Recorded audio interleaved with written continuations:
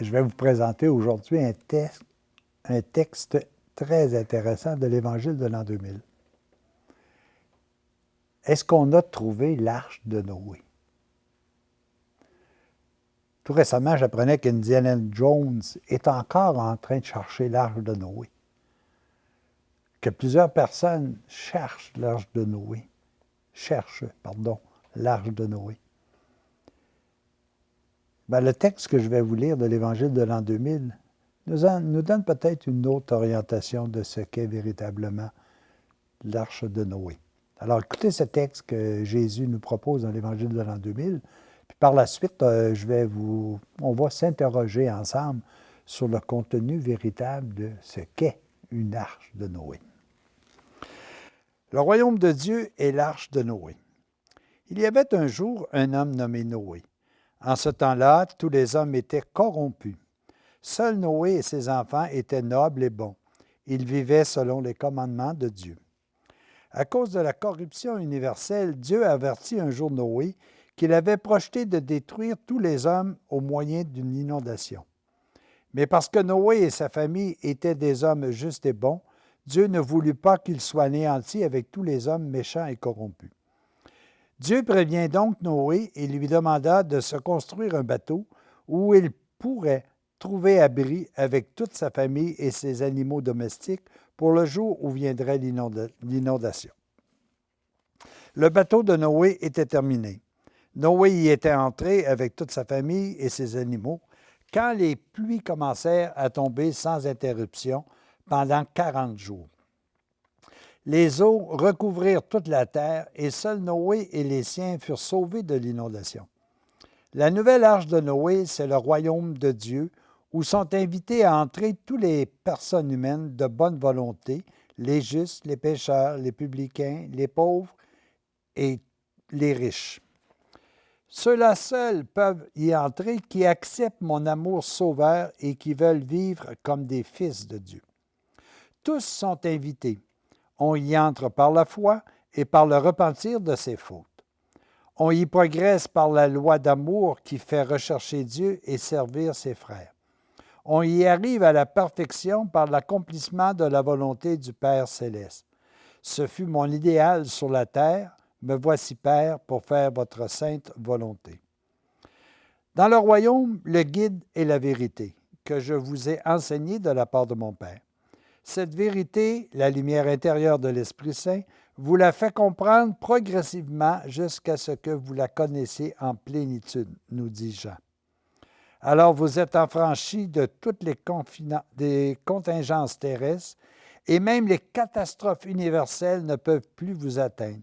Vous voguez sans danger vers les rives éternelles. Texte très intéressant. Est-ce que l'histoire de l'arche de Noé est véritable? On est tous en train de se poser la question. Les scientifiques sont à la recherche. Mais d'une façon spirituelle, l'arche de Noé a vraiment existé et existe encore. Je vais refaire un texte ici qui est important parce que pour moi, dans mon esprit, Dieu ne peut pas souhaiter de mal. Dieu ne fait que récompenser le bien. Je vais vous lire un paragraphe, mais je vais changer quelques mots. Comprenez-les bien. Je vais vous dire la chose suivante. À cause de la corruption universelle, Dieu avertit un jour Noé que tous les hommes étaient en train de se détruire par leur comportement. Et vraiment, c'est ce que nous voyons aujourd'hui. Regardez autour de vous des inondations, des tremblements de terre, des feux, de la famine. Et ça, vous pouvez être sûr d'une chose, ce n'est absolument pas voulu par Dieu, qui est amour, qui veut que tous les êtres soient sauvés. Mais bien malheureusement, c'est la conséquence de nos faiblesses. Mais Dieu veut toujours protéger, malgré les conséquences de nos faiblesses, ceux qui veulent véritablement le suivre.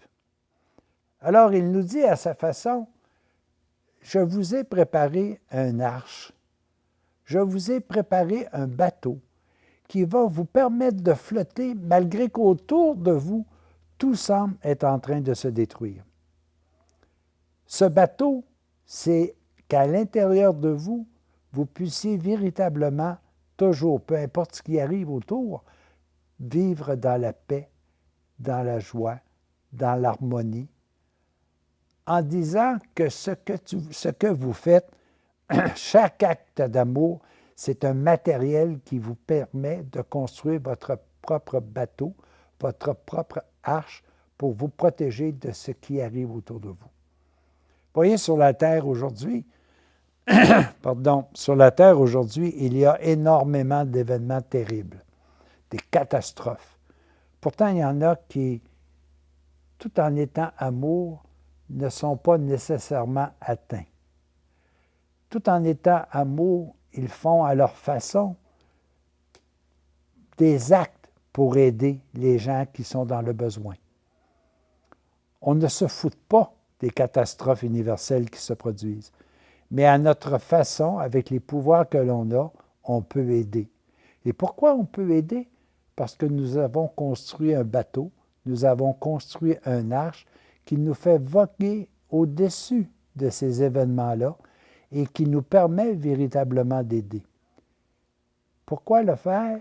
Parce que nous avons intégré en nous l'espérance. Nous avons intégré en nous la prière. Nous sommes axés vers des actes d'amour plutôt que des actes de punition, des actes de condamnation, si vous voulez. Alors oui, Dieu nous a donné le moyen de construire notre propre arche. Il nous a donné le moyen de construire notre bateau. Et à chaque fois que nous faisons un petit acte d'amour, nous permettons de transmettre des matériaux pour construire notre propre arche de Noé. Que ce soit un sourire à quelqu'un, voilà quelques clous pour pouvoir construire notre bateau. Que ce soit de partager nos biens avec d'autres, voilà des matériaux, voilà des poutres que nous avons pour construire notre bateau.